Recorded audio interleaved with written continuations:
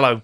Moonstone is one of my favourite current games, a fantasy skirmish miniature war game that draws on inspirations like Labyrinth and the Dark Crystal, as well as Warhammer and Magic the Gathering, and it has whimsy in spades. It's just so much fun and such a fantastic world. I will take any excuse to spend a few minutes talking about it, and today I've got just that, a perfect excuse. In fact, I have got two, and that is because today is the launch of the Kings Coffer event. That is an annual sale that happens at Goblin King Games website, where you can get access to limited edition Moonstone miniatures that have been released over the years as part of various Kickstarters and other special events. They come back on sale for just 1 week every single year, and when the stocks are gone, they are gone. But that is just one part of my excitement. The other is a very special festive scenario that has been released, and a couple of really awesome limited edition Psychopomps miniatures,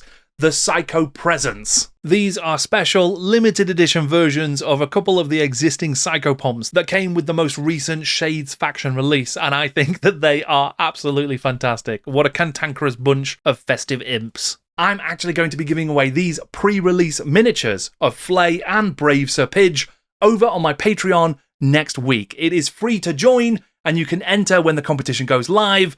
Just join up now and you can check it out. You've also got the chance right now to win several supplements for Warhammer Fantasy Roleplay. Again, it is totally free.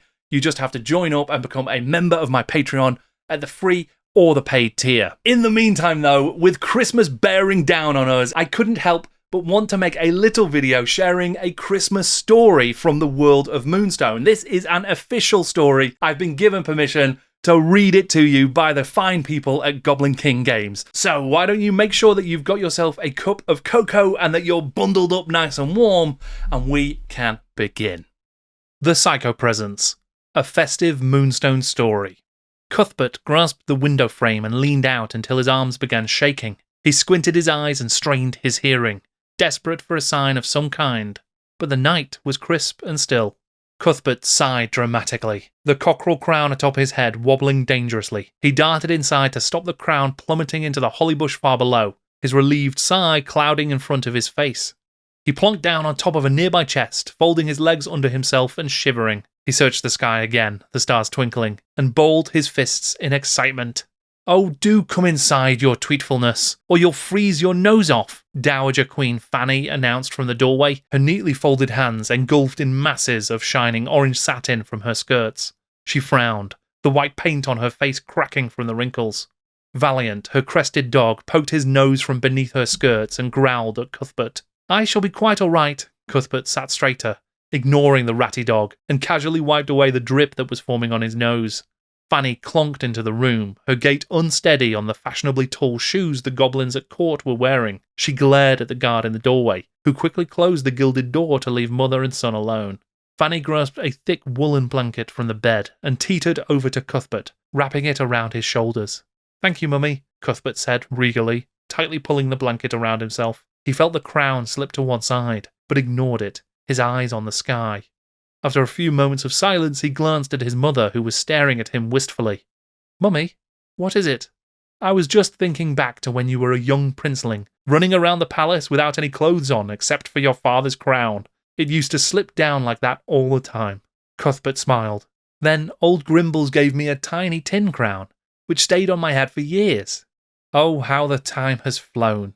Fanny scooped Valiant into her arms.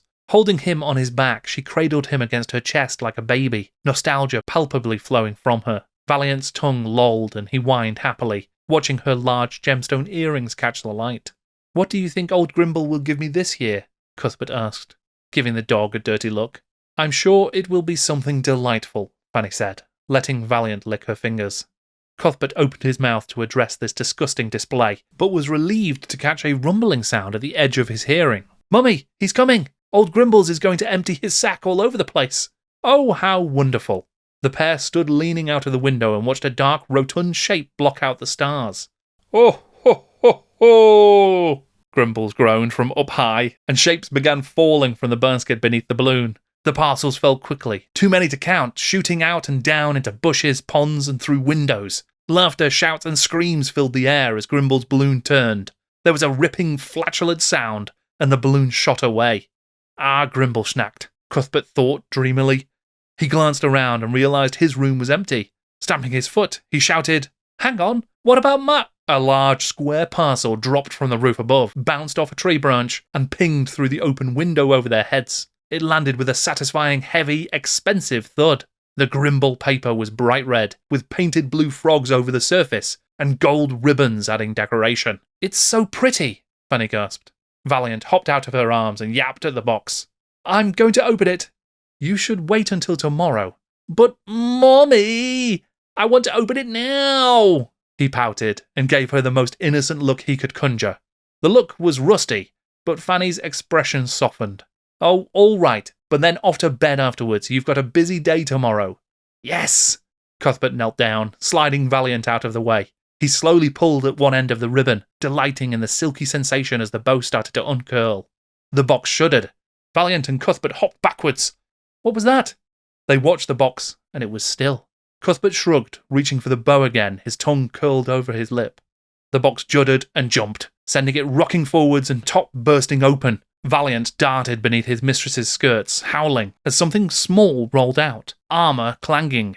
"Grimbles has given me a mechanical toy soldier! -2 damage and a melee of 5! He can go with my collection, just what I—" The mechanical soldier's tail twitched, and it looked over its shoulder, a too large grin on its face. A rogue golden bow stuck to its helmet gave the impression of a strange nose. Fanny clutched her hands to her chest and roared, "Guards!" The guards burst into the room while the creature turned to her, confused, and blew a tiny horn that sent small streamers flapping from within. It danced in a small circle, still blowing the horn, then gave a small bow.